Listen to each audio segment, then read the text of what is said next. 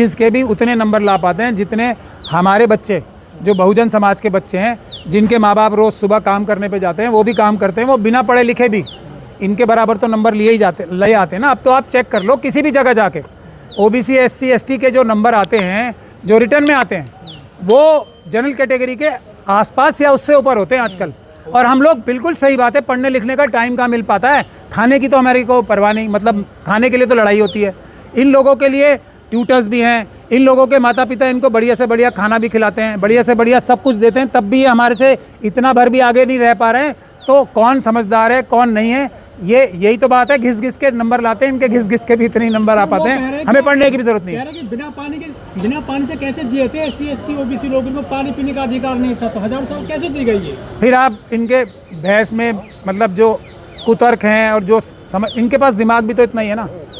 किस बात की लड़ाई हो रही थी, किस बात इशू क्या है कि कॉमन जगह से पानी नहीं पिया जाने दिया। बाबा साहब ने महाड़ आंदोलन क्यों किया था कि कॉमन तालाब से पानी नहीं पीने दिया जाता था, गांव के बाहर इतनी दूर जाना पड़ता था पानी लेने के लिए। तो इनको डाइवर्ट करना आता है, इनको सिर्फ मक्कारी और चालाकी आती है। लॉजिक में इनसे बात वैसे तो करनी नहीं चाहिए, इनसे बात क्यों करनी है, हम 90% है, खत्म बात, एंड ऑफ द मैटर। हम 90% है, हमें कोई बात नहीं करनी, तुम जो बोलो बोलो, खत्म, ये बात है। नहीं, जबरन नहीं जा रहा है, वो नूरा कुश्ती हो रही है, पुलिस उनको बाकायदा जबरन लेके जा रही है वहाँ पे। हमारे लोगों को जबरन रोका जाता है, इनको जबरन लेके भी फाड़ दिया उनके, आप कह रहे हैं। हाँ भाई ये मैं बता रहा हूँ, ये नूरा कुश्ती हम बहुत जानते हैं, कोई नहीं, बिल्कुल वो दिखाने के लिए। और हम सब लोगों का गुस्सा, जो नाराजगी है, जो भ्रष्ट पुलिस के अधिकारियों के प्रति, उसको कम करने की एक्सरसाइज। हनुमान चालीसा का भी सम्मान नहीं करा, हनुमान चालीसा पढ़ ले तब भी हमें उठा कर लठ बजा दिया हमको। नहीं, हम देखिए, वो उनका अपना मसला है, क्यों किया क्या नहीं किया, उन्हें संविधान का प्रयोग करना चाहिए था। उनके लिए भी संविधान ही बीच में आता, संविधान ही उनको लाठियों से बचाता। वो अगर संविधान का प्रयोग नहीं करना चाह रहे, उनकी अपनी चॉइस है, संविधान का प्रयोग करें, हमारे पास आए ना। मैं इनको भी ऑफर दे रहा हूँ, मैंने तो सबको कह रखा ना, प्रोटेस्ट में जिसको पुलिस के अधिकारी पिटाई करेंगे, जिसके ऊपर हमला, बिल्कुल आओ, लेकिन ये आएंगे नहीं ना। मैं तो अमित शाह जी के खिलाफ FIR कराऊंगा, ये करवा लें, आ जाए मेरे पास, आ जाए। अमित शाह जी तो हैं होम मिनिस्ट्री के इंचार्ज, लाठी चार्ज तो अमित शाह जी ने कराई होगी ना, आ जाए मेरे पास, मैं 100% FIR कराऊंगा। एक हमारी वाली भी होगी, एक इनकी भी हो जाएगी। इंसाफ के लिए देखो, हम कभी पीछे नहीं हटेंगे, चाहे किसी के लिए भी इंसाफ के लिए लड़ाई करें। बाबा साहब की तो ये मांग थी, अगर वो मांग होती पूरी, या वो मांग नहीं, सॉरी, उनका हक था, हम सबका हक था, संख्या भारी वाला, वो अगर बात हो जाती पूरी, तो रिजर्वेशन की तो बात ही नहीं करते। रिजर्वेशन तब कौन मांग रहा होता, ये जो आज रिजर्वेशन हटाने की बात कर रहे होते हैं। और हम लोग तो खैर ऐसा मौका नहीं आने देते, इंसाफ करते। तो पहली बात ये थी, ये रिजर्वेशन की बात जो आई थी, ये मनुवादी मानसिकता की तरफ से बाबा साहब के ऊपर आई थी बात, कि हम ये तो नहीं करेंगे, गांधी जी अनशन पे बैठ जाएंगे, हम लोग पूरे देश में मार काट मचा देंगे, लेकिन जिसकी जितनी संख्या भारी उतनी उसकी हिस्सेदारी, उनकी आवाज़ से नहीं आने देंगे। तब उस समय बाबा साहब को इमोशनली ब्लैकमेल करके, जिस भी प्रकार से बाबा साहब के ऊपर ये कहा गया था कि हम ये देने को तैयार हैं, संख्या से ज़्यादा भी हम आरक्षण देने को तैयार हैं, मगर प्लीज़ आप जिसकी जितनी संख्या भारी की बात मत करो। ये जो ज़बरदस्ती की बात है, अब उसमें भी चोरी करने की बात सोचने लगे और उसके भी रास्ते ढूंढने लगे कि कैसे, बाबा साहब ने तो 10 साल कहा था। ये सब जितनी भी बातें करेंगे ना, इनको झूठ बोलना होता है। ऐसा नहीं है कि इन्हें पता नहीं है कि असेंबली और पार्लियामेंट में ही 10 साल का प्रावधान था, और उस 10 साल के प्रावधान को कोई आज ऐसी एक पॉलिटिकल पार्टी मुझे बता दो जिसने किसी आंदोलन की आवश्यकता समझी हो इसको बढ़ाने के लिए। क्योंकि वहाँ तो सब ऐसे लोग आते हैं ना जो जेब के लोग होते हैं। बहुजन हमारा हक खा रहे हैं। बहुजनों का हक पहले उन्हें तो मिल जाए, जब उनका हक इतना है कि पूरा देश उनके हक से ही भरा पड़ा है। वो हक मिल जाएगा तो वो खाएंगे तो बाद में किसी की ज़रूरत नहीं पड़ेगी, पेट नहीं, पूरे सर से ऊपर तक हम लोग हक ही हक से लद जाएंगे, कमरे नहीं हमारे घर भर जाएंगे, इतना हक तो हमारा पेंडिंग चुराया हुआ पड़ा है। हम किसी का हक खाने की बात सोच भी कह सकते हैं, ज़रूरत ही नहीं है ना। एक तो पहली बात ये है, हक खाने की बात तो वो करेगा जिसे ज़रूरत हो, हमारा तो हक चुराया हुआ है, हम वो हासिल करने की कोशिश कर रहे हैं सिर्फ। और उस हासिल करने में ये आंदोलन जो कर रहे हैं, इसका हमें बड़ा फ़ायदा होगा। अब तो जाग जाओ बहुजन समाज के लोगों, अब तो जाग जाओ। जो आपका पहले ही चुराया हुआ है उसमें भी डकैती मारने की कोशिश हो रही है। मैं ये कह रहा हूँ आज तक, और ये ओबीसी समाज को कौन सा मिल गया है। और मेरी एक बात हमेशा ध्यान रखना, जो भी ये लोग बोलते हैं ना कि रिजर्वेशन जो है कोई एक तरीके से कोई दे रहा है हमें, नहीं, रिजर्वेशन हम ले नहीं पा रहे, जो हमारा है ये आंदोलन होना चाहिए कि हम ले क्यों नहीं पाए अब तक। जो प्लान बी है बाबा साहब का, जो बाबा साहब को एक तरीके से चारों तरफ से घेर के, ये तो खुद कहा गया था कि ये ले लो और भी कुछ ले लो, तो ये वो चीज़ भी हम ले नहीं पा रहे हैं, ये बात है। इसके अलावा कोई बात नहीं होनी चाहिए। सर यूपी में डिप्टी सीएम ने मीटिंग की उन लोगों से और कहा है कि हम विचार करेंगे आपकी डिमांड पर। ईवीएम के डिप्टी सीएम, ईवीएम वालों की बात ही क्यों कर रहे हो आप? वो तो सब जेल के अधिकारी हैं, उनके लिए जेल में रिजर्वेशन है, सब के लिए, आरएसएस और बीजेपी वालों के सब नेताओं के लिए जेलों में रिजर्वेशन है, वहाँ उनको रिजर्वेशन में कोई कोताही नहीं होगी। लाठी खा रहे थे यहाँ पर, छतरी कह रहे ब्राह्मणों ने हमें फंसा दिया, वहाँ जाकर नेताओं से मिले और हमें यहाँ आंदोलन में छोड़ गए। देखो ये सब बातें दिखाने के लिए है, जो 90% लोगों के हक अधिकार मार के बैठे हैं, वो दिखाने के लिए कि हाँ हमारे साथ भी जुल्म ज्यादती हो रही है। ये सिर्फ हमारे आंदोलनों को कमज़ोर करने के लिए और हमारे जो एक तरीके से जायज़ गुस्सा और नाराज़गी और नफ़रत है उसको कम करने के लिए कि देखो हमारी भी तो लाठी चल गई। ये सब बेकार की बातें हैं। एक लाठी होती है ऐसे मारने की, ऐसे, और एक लाठी होती है ऐसे मारने की कि पूरा हाथ, उंगली नहीं पूरा हाथ टूट जाए। ये दोनों लाठियों में फ़र्क है, इस बात को आप हमेशा ध्यान में रखना। और जो लोग इस बात को अच्छे से समझ ले, मैंने ये सुप्रीम कोर्ट में 2011 में बहस की थी ये बात, और उसकी वजह से हमें फ़ायदा भी हुआ था। जब रिजर्वेशन इन सुपर स्पेशलिटी कोर्सेज हो रही थी, मैंने ये बोला था कि भारत अंग्रेज़ों के आने से पहले दुनिया की 1/4 जो वेल्थ थी वो भारत के पास थी। ये भारत की शक्ति है। 70 साल में आज़ादी के बाद सबके सब 90% से ज़्यादा जगह पे ये 10% लोग बैठे हैं ना, तो भारत की जो 1/4 वाली जो दुनिया की 27% या 25% जीडीपी का हिस्सा था, हम 3% रह गई है।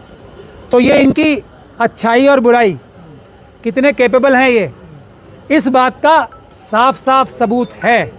और जो लोग रह गए, जिन लोगों को हटा दिया गया इन सब कामों को करने से, वो हैं असली भारत की ताकत। जैसे ही रिजर्वेशन जिस जगह भी होती है ना अच्छी से, वहाँ पे क्वालिटी ऑफ वर्क, ईमानदारी, एफिशिएंसी, इनोवेशन यानी कि नई नई वैज्ञानिक खोज बढ़ जाती है। ये सच्चाई है। कह रहे हैं ये लोग होते हैं आरक्षण वाले। यही तो सबसे बड़ा झूठ बोल के हम लोगों को बेवकूफ़ बनाया जाता है। जहाँ जहाँ आरक्षण हुआ है, जो आरक्षित सीट पे गए वही सारे उस ऑफिस का काम संभालते हैं। ये हकीकत है, सच्चाई है। इसके बारे में बहस करनी नहीं है, इस बारे में कोई बहस नहीं करेगा। ये मैंने सुप्रीम कोर्ट में बहस करके वो केस जीता था, कोई इसके पास इसका जवाब नहीं था। इस बात का लॉजिक बता दें, 90% से ज़्यादा जगह पे ये 10% लोग हैं ना, तो भारत जिसकी ताकत दुनिया का सबसे अमीर और ताकतवर देश होने की थी, आज इतना क्यों है? क्योंकि सब चीज़ें इनके हाथ में हैं, जो कि कैपेबल नहीं है। यही हो सकता है ना इसका अंजाम, तो और क्या हो सकता है बताओ? ये जो आरक्षण हटाओ आंदोलन चल रहा है, क्या ये फेल हुआ या पास हो गया सर? ये नहीं, उन्होंने कर दिया, हमारे बीच में लड़ाई करा दी। जो ये आंदोलन की असली वजह ये थी कि क्रीमी लेयर और नॉन क्रीमी लेयर की बहस जिंदा की जाए, और कोई वजह नहीं थी इसकी। उनका ईडब्ल्यूएस कौन सा छीना जा रहा है? ईडब्ल्यूएस का क्या लॉजिक है बताओ मुझे आप? क्या ये इससे बड़ा, क्या इससे बड़ी बेईमानी कोई हो सकती है? क्या शेड्यूल कास्ट के लोग गरीब नहीं होते? शेड्यूल ट्राइब के लोग गरीब नहीं होते? बाकी बहुजन समाज के लोग, मुस्लिम, सिख, क्रिश्चियन, बौद्ध या ओबीसी के लोग गरीब नहीं होते?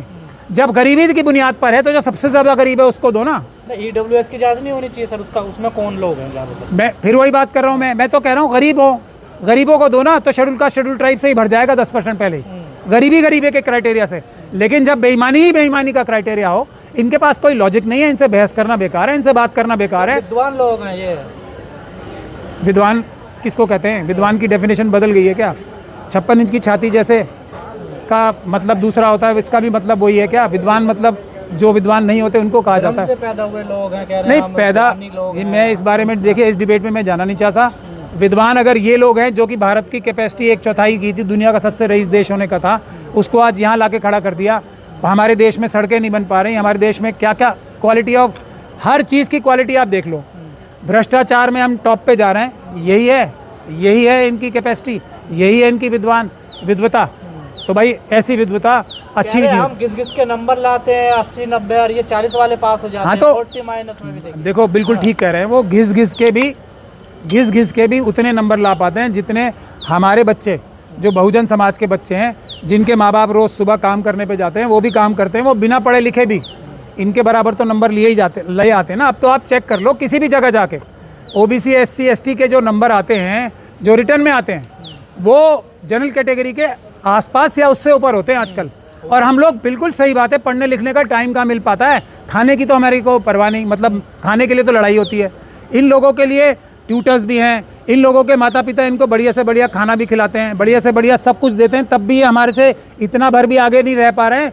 तो कौन समझदार है कौन नहीं है, ये यही तो बात है। घिस घिस के नंबर लाते हैं, इनके घिस घिस के भी इतने ही नंबर आ पाते हैं, हमें पढ़ने की भी जरूरत नहीं कह है। रहे कि बिना पानी से कैसे जिए थे SC ST OBC लोग, इनको पानी पीने का अधिकार नहीं था, तो हजारों साल कैसे जी गई ये? फिर आप इनके बहस में मतलब जो कुतर्क हैं और जो समझ, इनके पास दिमाग भी तो इतना ही है ना।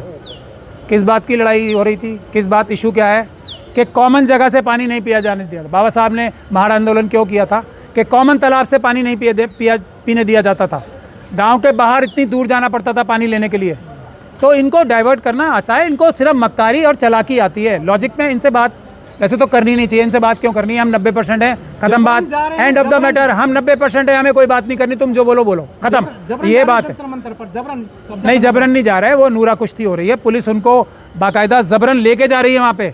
हमारे लोगों को जबरन रोका जाता है, इनको जबरन लेके भी फाड़ दिया उनके, आप कह रहे हैं। हाँ भाई ये मैं बता रहा हूँ, ये नूरा कुश्ती हम बहुत जानते हैं। कोई नहीं, बिल्कुल वो दिखाने के लिए। और हम सब लोगों का गुस्सा, जो नाराजगी है, जो भ्रष्ट पुलिस के अधिकारियों के प्रति, उसको कम करने की एक्सरसाइज। हनुमान चालीसा का भी सम्मान नहीं करा, हनुमान चालीसा पढ़ ले तब भी हमें उठा कर लठ बजा दिया हमको। नहीं, हम देखिए वो उनका अपना मसला है, क्यों किया क्या नहीं किया। उन्हें संविधान का प्रयोग करना चाहिए था, उनके लिए भी संविधान ही बीच में आता, संविधान ही उनको लाठियों से बचाता। अब वो अगर संविधान का प्रयोग नहीं करना चाह रहे, उनकी अपनी चॉइस है। संविधान का प्रयोग करें, हमारे पास आए ना। मैं इनको भी ऑफर दे रहा हूँ, मैंने तो सबको कह रखा ना, प्रोटेस्ट में जिसको पुलिस के अधिकारी पिटाई करेंगे, जिसके ऊपर हमला, बिल्कुल आओ। लेकिन ये आएंगे नहीं ना।